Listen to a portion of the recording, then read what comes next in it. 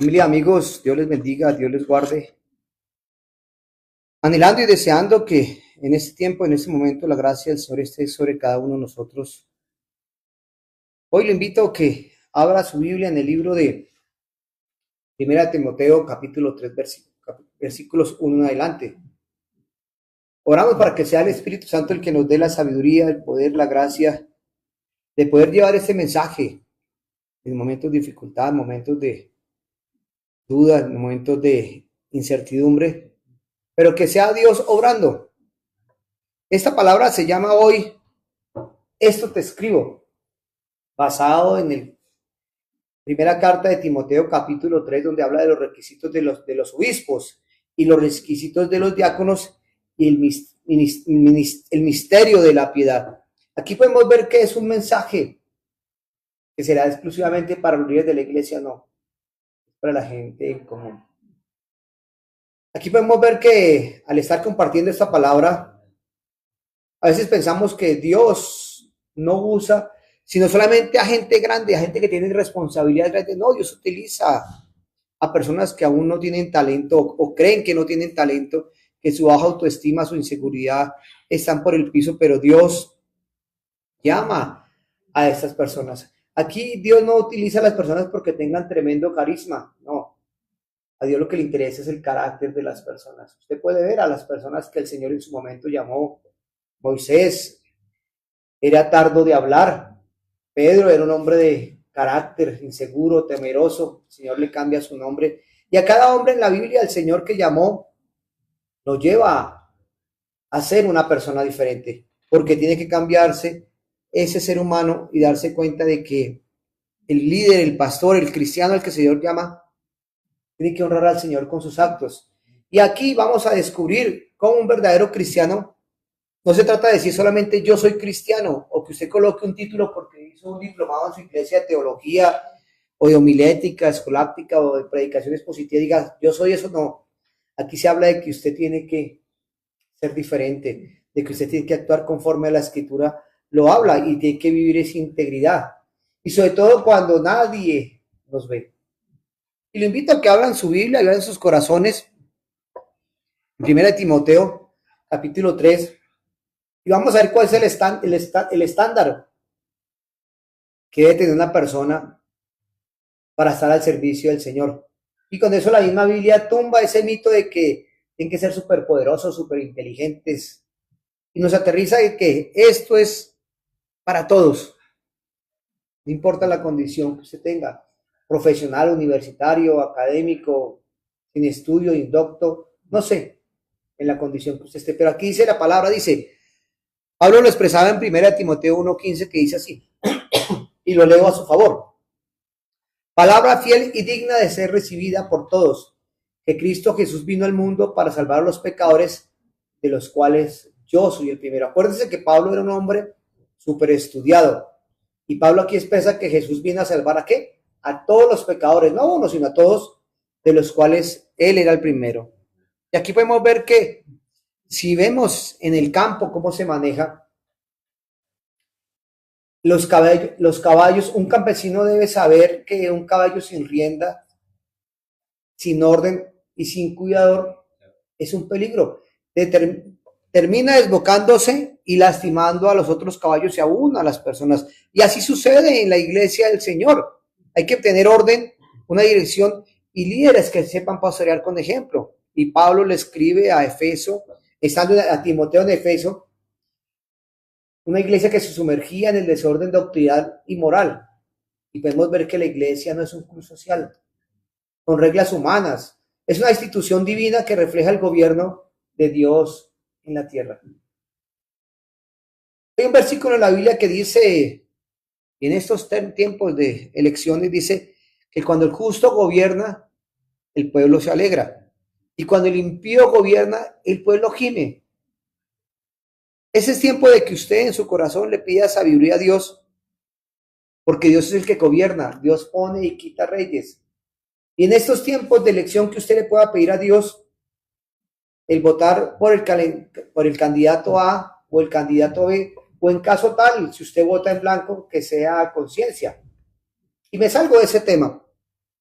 El liderazgo de la iglesia no se mide porque usted sea carismático, porque usted tenga una posición social, porque tenga dinero, no. Se caracteriza por que usted sea piadoso y tenga la fidelidad, o sea fiel a la verdad. Y la palabra fiel a la verdad, ¿cuál es? La escritura, Jesucristo. Dice el versículo 1, palabra fiel, si alguno anhelo, obispado, buena obra desea. Pero es necesario que el obispo sea irreprensible, marido de una sola mujer, sobrio, prudente, decoroso, hospedador, apto para enseñar, no dado al vino, no pendenciero, no codicioso de ganancias deshonestas, sino amable, apacible y no avaro. Aquí podemos ver que estos principios son morales. Nos habla de que el hombre tiene que ser irreprensible, marido de una sola mujer, que quiere decir que no caer en adulterio. Dice que tiene que ser sobrio, prudente, decoroso y hospedador y apto para enseñar, que la persona tenga la capacidad de enseñarle a los demás. Y dice que no dado al vino, o sea, que no sea borrachín, que no sea pendenciero, necio, que no sea codicioso de ganancias deshonestas, o sea, que sea honesto y no sea tramposo, sino amable, apacible, mas no avaro. Y aquí Pablo lo expresa de esta manera en su anhelo correcto y lo llama ¿qué? Buena obra. Y esa palabra buena obra viene del griego que dice obispado, episcope, que significa supervisar o cuidar. Y tener en cuenta que el anhelo de Pablo no es que el liderazgo salga de una ambición por el poder, sino una carga profunda por las almas. Aquel que se llama líder, aquel que se llama pastor, aquel que se llama creyente, tiene que tener en su corazón, por gratitud, por gracia al Señor, que fue llamado al servicio, no a un estatus, y le requiere unos puntos que debe tener. Dice irreprensible, dice anapililentos, significa que no hay de dónde agarrarlo o para acusarlo justamente. Esa vida pública tiene que ser privada y consciente, tiene que ser una persona intachable. Y dice que marido de una sola mujer, habla de que la fidelidad a una esposa en una sola palabra y en amor, sobrio, prudente y decoroso, que tiene que tener control propio y una mente despejada. Se menciona que el creyente o la persona debe saber gobernar sus impulsos antes de guiar a otros. Y aquí solamente no lo estoy dirigiendo a la iglesia, lo estoy dirigiendo a la sociedad como tal. ¿Cómo es que se dirige? ¿Cómo es que nuestros gobernantes son en su forma de actuar, en su forma de pensar? Borrachos, alcohólicos, drogadictos, mujeriegos, infinidad de cosas. ¿Qué ejemplo se le está dando a la juventud o a la sociedad? Podemos ver cómo los futbolistas hoy en día, los que son disciplinados, los niños los admiran. Por ejemplo, Cristiano Ronaldo, Messi, infinidad de jugadores que son disciplinados. Usted no los ve en escándalos, no los ve en cosas. Dicen, yo quiero ser futbolista como ese señor. Eso es lo que tenemos que hacer nosotros como líderes. Dice, no dado al vino, no pendenciero, violento, peleador y no codicioso. El dinero y el temperamento descontrolado descalifican a un hombre que es guiado por Dios. En su lugar debe ser un hombre amable y pacífico. Y aquí nos habla de que el primer punto a liderar, nosotros debemos ser ¿qué? Nuestra casa. Dice versículos 4 al 7, que gobierne bien su casa, que tenga a sus hijos en sujeción con toda honestidad. Pues el que no sabe gobernar su propia casa, ¿cómo puede cuidar la iglesia de Dios? No un neófito. No sea que envaneciéndose caiga en la condenación del diablo. También es necesario que tenga buen testimonio con los de afuera. Aquí podemos ver la palabra gobernar. Y gobernar significa guiar con amor, proveer y mantener el orden. Eso es lo que tiene que hacer la persona que gobierna una iglesia. Y por ende tiene que ser una persona que gobierna una ciudad, gobierna un país, que gobierna una empresa, que tiene que tener un nombre. Y eso empieza es como lidera a su esposa y a sus hijos. Si una persona no tiene la capacidad espiritual para pastorear eso, ¿cómo va a administrar qué? La grey del Señor. Y el hogar, la familia, la casa es el laboratorio del carácter. Ahí se ve cómo es una persona cuando la miran. Hay gente que le dice a uno, pastor, me gustaría que usted se fuera a vivir a mi casa, para que mi esposo, así como se comporta en la iglesia, se comporte en la casa, honesto, respetuoso, amable, porque hay gente que le gusta solamente aparentar. Y llámese padre, esposa, hijo o hijas, que en la iglesia son uno y en la casa son otros. Y dice, versículo 6, no un neófito, o sea, un recién convertido, o no una persona nueva. Usted nunca va a poner a administrar una empresa a una persona que acaba de llegar a su negocio. Hay que llamar a una persona que sepa gerenciar.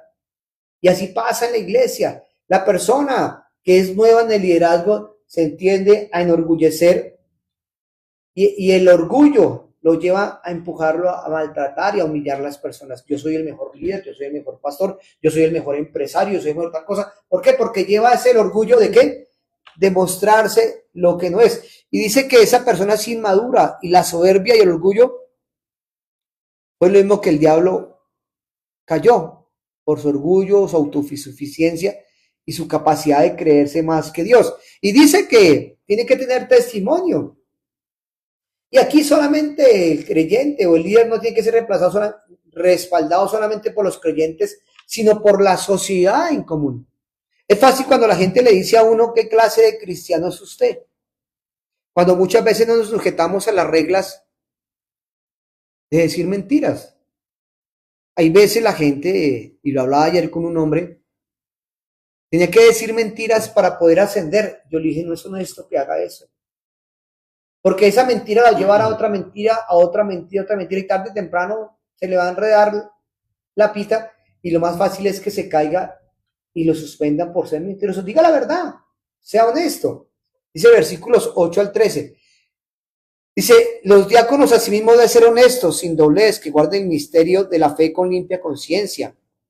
Y eso también sean sometidos a prueba. Primero las mujeres asimismo sean honestas, no calumniadoras, sino sobrias. Los diáconos sean maridos de una sola mujer. Y aquí nos habla de los diáconos y la prueba. La palabra diáconos viene de que el significado es servidor. Y muchas veces el diaconado o el discípulo, el siervo de la iglesia, pues no tenemos la misma dirección del pastor, pero el llamado tanto del pastor como del miembro de la iglesia es a servir. Y hay gente que dice, no, yo soy por encima de usted, yo soy el pastor, el megalíder, y por ende menosprecia al que viene atrás. Dice que honestos y transparentes, dice sin doblez. Dice que son personas sin vicios y sometidos a prueba.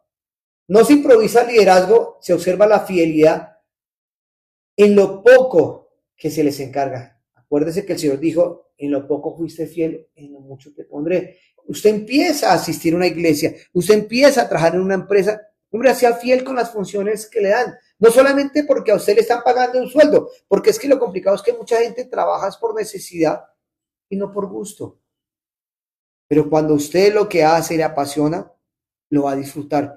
Dice, el rol de las mujeres, en este caso las esposas, se refiere a las diaconisas o a las esposas de los líderes, pero estamos hablando a nivel de la mujer en general. ¿Cómo se comporta esa mujer? ¿Tiene dominio propio? Dice que no calumniadoras. Ahí es donde viene lo importante de dominar ¿qué? La lengua. El chisme destruye ministerios, empresas, familias y la sociedad. Y por eso tenemos que saber, mujeres en este caso, que está hablando la Biblia, no calumniadoras, saber qué es lo que se habla y hablar siempre con la verdad. Dice el grado honroso.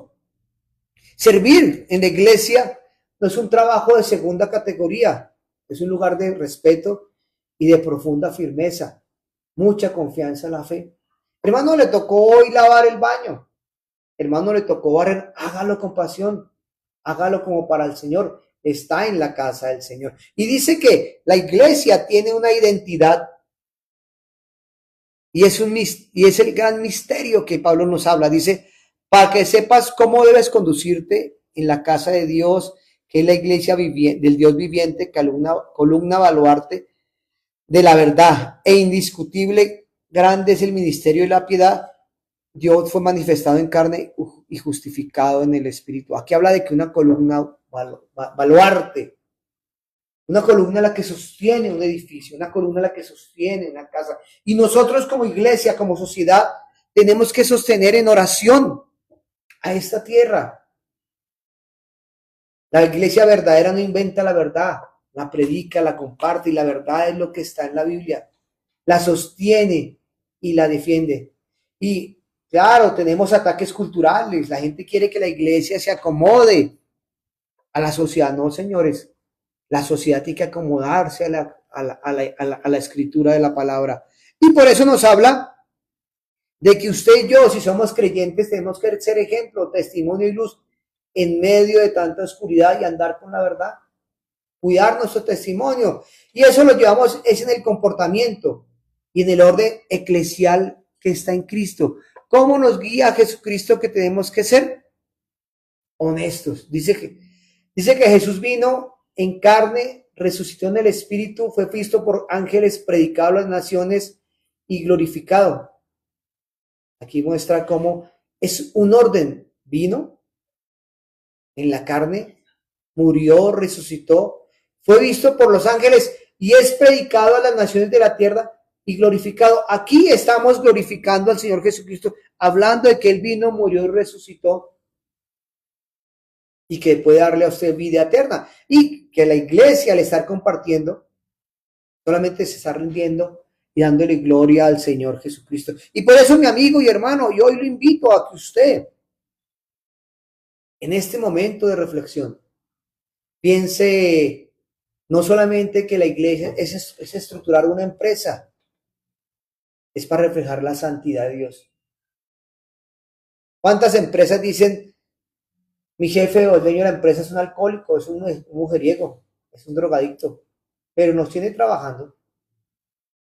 Pero la iglesia no tiene ese tipo de órdenes o de situaciones. La iglesia tiene que ser guiada por un hombre intachable, sin mancha, que la gente puede decir, ese hombre es honesto.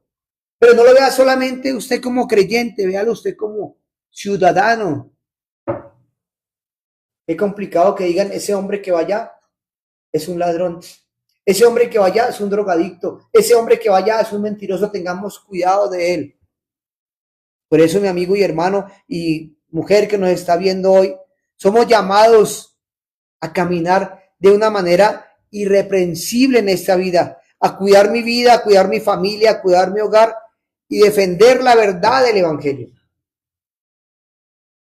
Hoy llamo a los hombres a que sean los líderes honestos en sus casas, que le den ejemplo a sus líderes, a sus hijos, a sus esposas, de que es un hombre que trabaja con honestidad, un hombre que trabaja con derechos y que quiere crecer y levantar una nación. Así debe ser el verdadero líder en estos tiempos. Lo que hace en su casa, lo hace en su barrio, lo hace en su ciudad y lo hace en su país.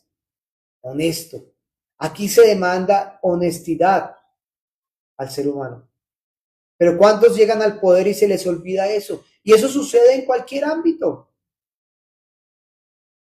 ¿En cualquier ámbito de empresa sucede eso? Cuando la gente se toma atribuciones aún por encima de los jefes y se llevan los clientes después de que la embarran. Se montan películas de que los echaron injustamente, pero no cuentan la verdad, que era que estaban robando o estaban trampeando durante cualquier cantidad de años.